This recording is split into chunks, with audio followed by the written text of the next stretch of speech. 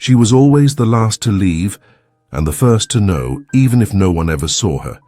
That's why when the director was fired for a scandal he didn't commit, she knew exactly who was lying. And it was with a simple anonymous letter that the invisible woman turned the tables and exposed the real culprit. She cleaned the same office every single night. She arrived before sunrise, when the halls were still wrapped in the cold silence of the city. Her steps made no sound. It was as if she didn't exist. Every day, with the same careful and almost ritualistic motion, she placed the black mug, the one with Mr. Evans engraved in silver, on the far right corner of the director's desk. No one had told her to. She just knew that's where he always left it. Little details only someone who watches in silence could ever notice. For 2 whole years, she went unnoticed. No one knew her name. No one asked. She was the cleaning lady. Invisible, but observant until the day he vanished. No warning, no goodbye. A cold whisper spread among the staff days later. Evans got fired. The rumor was thick with accusation, embezzlement, misconduct, a report supposedly filed by someone from upper management. She didn't ask questions. She kept cleaning. But that night, for the first time, she stopped in front of the empty desk. The mug was still there, untouched, and that was the moment she decided she couldn't stay silent. Her name was Claire Thompson, though no one there seemed to care. To the employees on the 8th floor, she was just the cleaning lady, a quiet shadow that appeared only after everyone had gone home. No one greeted her. No one asked her anything. She clocked in at 10 p.m. and left before 5 a.m. like a ghost, fixing chairs, collecting crumpled paper, wiping keyboards, organizing desks that weren't hers. She was a single mother to a 9-year-old boy, lived 2 hours away, and the night shift was the only job she could find to support them both. Claire never complained. In fact, she learned to appreciate the calm of the corporate silence, where everything had its place. That's how she started to notice everyone's routines, especially one person's, the head of finance, David Evans. Evans was the only one who left his desk perfectly arranged, the mug always in the same spot, papers aligned, computer screen frozen on the same spreadsheet. A methodical man who stayed late even on meeting-free days. He never saw her, but she saw him. She could tell when he was stressed. She could tell when he was arguing over the phone, even in a low voice. And she could also tell when someone had entered his office without permission. That night, the night everything started to unravel, Claire walked into the office as usual, but she immediately noticed something was off. Evans's mug was out of place. There was no coffee in it. The chair was slightly pushed back, and the file cabinet was left ajar. She stepped closer, uneasy. There was a torn envelope on the floor, crumpled papers in the bin, and strangest of all, the computer was still on. But instead of the usual spreadsheet, there was an open email window with a half-written message. Claire froze. Something was wrong, and she knew it wasn't Evans. 2 days after that strange night, Claire showed up for another shift and noticed something she'd never seen before. David Evans's office was completely empty. Not just empty, it was being cleared out. Boxes of his belongings were stacked in the hallway. A building security guard stood watching from afar. Someone from IT was unplugging his computer. And for the first time, Claire overheard comments. During her shift, he got caught. Embezzlement, leaked confidential data. Claire didn't get involved. But inside, something was burning. Evans wasn't the kind of man to be careless. She knew that. She'd watched his routine with the precision of someone protecting a sacred ritual. The mess from that night, it wasn't his. It had been staged. Then she remembered something. 3 nights before the dismissal, Claire had come in early because of elevator maintenance. As she walked down the hallway, she heard muffled voices coming from Evans's office. She recognized one of them, Mark Spencer, the deputy administrative director. Always arrogant, always looking down on people. The tone was aggressive, short, sharp sentences. "You know too much, David. You're digging your own grave." At the time, Claire didn't understand. But now, everything made sense. Someone had set David up, and Claire had been there. She saw the signs, heard the words, noticed the before and after.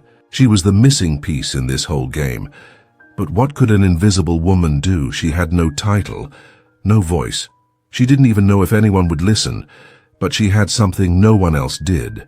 The sharp eyes of someone who sees what others overlook, and the silence of someone who's never been noticed but has always paid attention. That's when she decided to write the letter.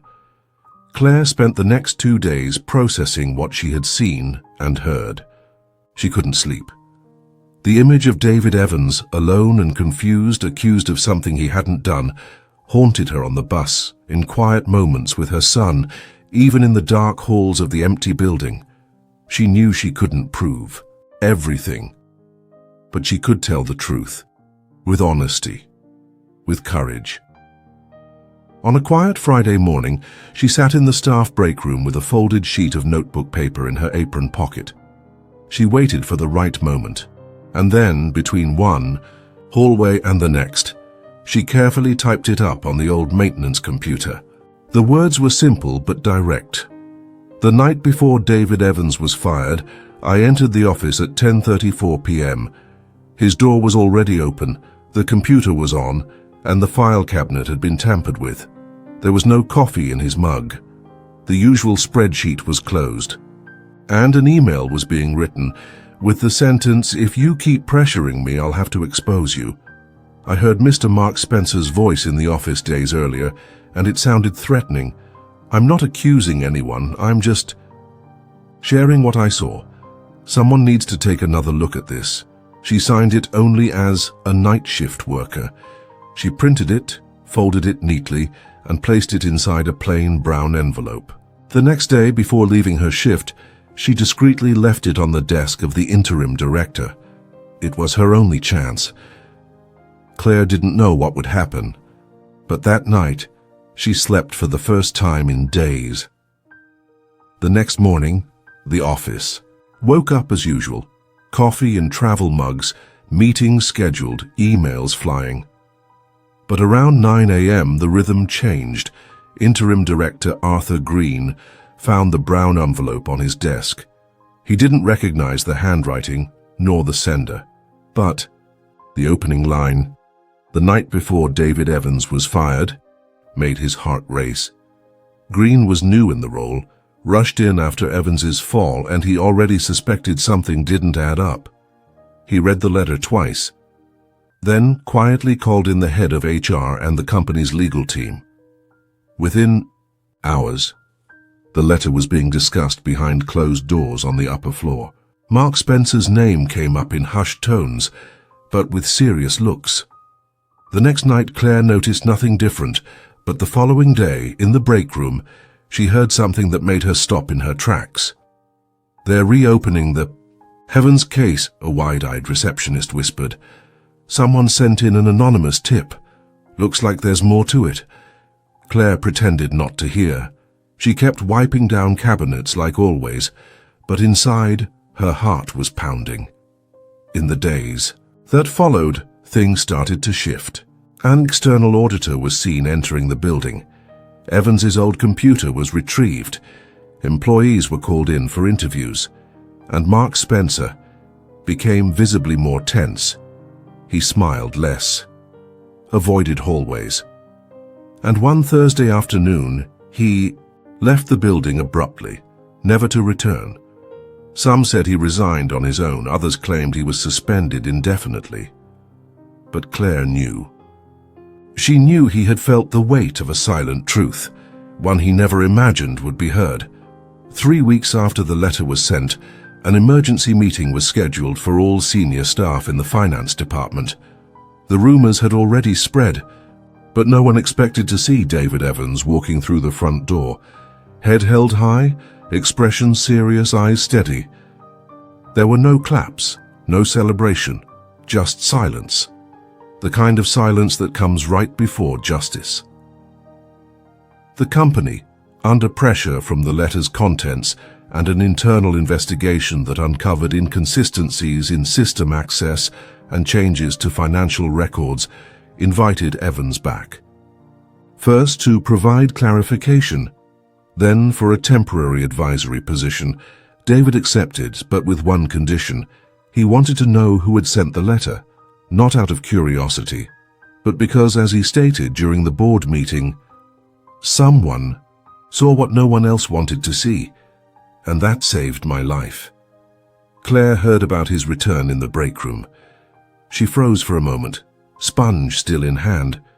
Her world remained the same, but something inside her began to bloom. That night, while cleaning the meeting room, she found Evans's black mug back in its usual spot, empty but clean, placed neatly in the right-hand corner of the desk. She smiled. The next day, an envelope was waiting for her in the supply closet. Inside was a handwritten note. "I don't know who you are, but you changed everything. Thank you for giving me back not just my job, but the truth." D.E. Claire tucked the note into her bag. She didn't reply. She didn't need to. The invisible woman had been heard, and nothing would be the same again. Claire didn't ask for a raise. She didn't ask for recognition. She kept arriving at 10 p.m. and leaving before 5 a.m., but something had shifted, and people began to notice. The receptionist was the first. "She's got a different look," she whispered to a coworker, and she did.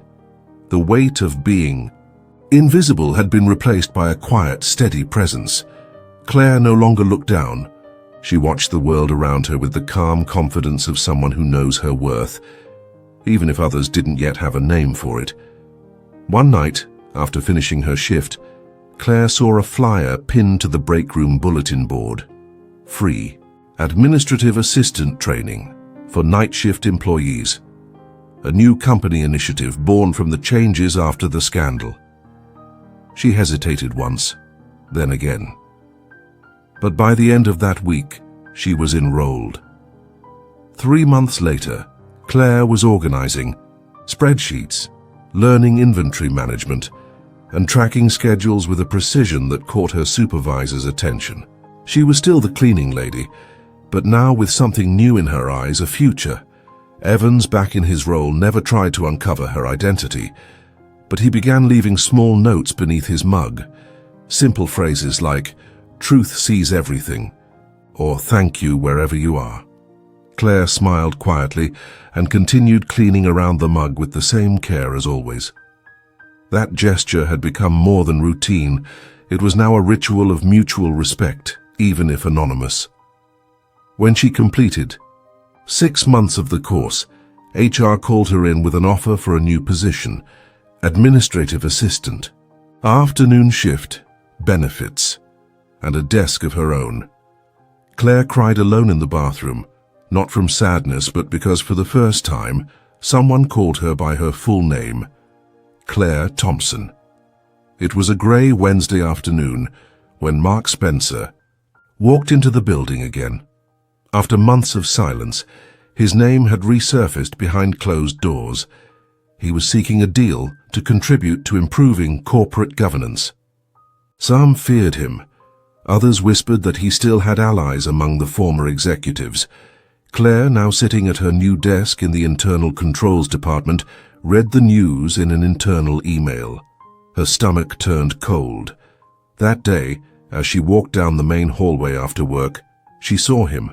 Mark was in a suit, the same arrogant expression, scanning the offices like nothing had ever happened. When he saw her, he hesitated for a split second, then offered a polite, automatic smile. He didn't recognize her. She stopped. There was no anger, no fear, just one truth. He didn't know who she was, but she knew exactly who he was, and what he had done. Claire didn't say a word. She simply looked him in the eye with the steadiness of someone who had walked through the fire he started and kept going. That quiet walk away hit him harder than any accusation. The next morning, Mark was called into a closed-door meeting.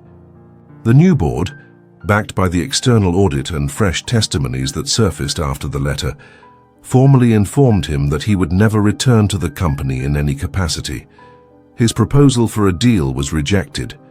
The official statement cited irreparable breach of trust and actions contrary to institutional ethics. Mark left in silence.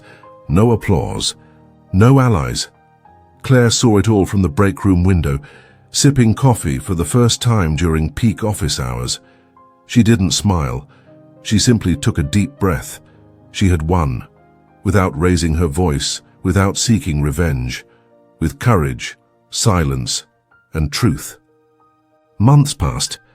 Claire now arrived at 2 p.m. with a new badge, her own desk, and the quiet confidence of someone who had found her place in the world, not because it was given to her, but because she had earned it. David Evans continued as director, but he was different now, more present, more human. One day as he passed Claire in the hallway, he paused for a moment. "I wanted to ask you something," he said with a faint smile. "Do you believe small things can change everything?" Claire looked at him.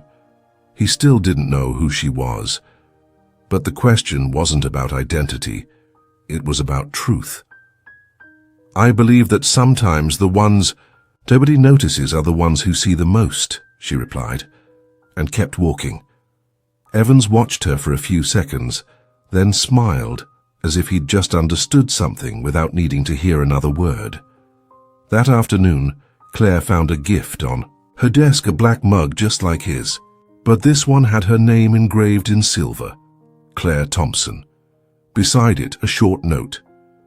"Now this story is yours too." She held the mug with both hands. Silent tears rolled down her face without warning. But she didn't hide them, because now she was no longer invisible. She was part of the place, part of the change. The woman who saw, who listened, and who saved a man without revealing who she was, and the company was never the same again. Sometimes the people who change the world are the ones no one ever called by name, but when they finally are, they turn silence into strength and invisibility into justice. If this story moved you, share it with someone who also deserves to be seen.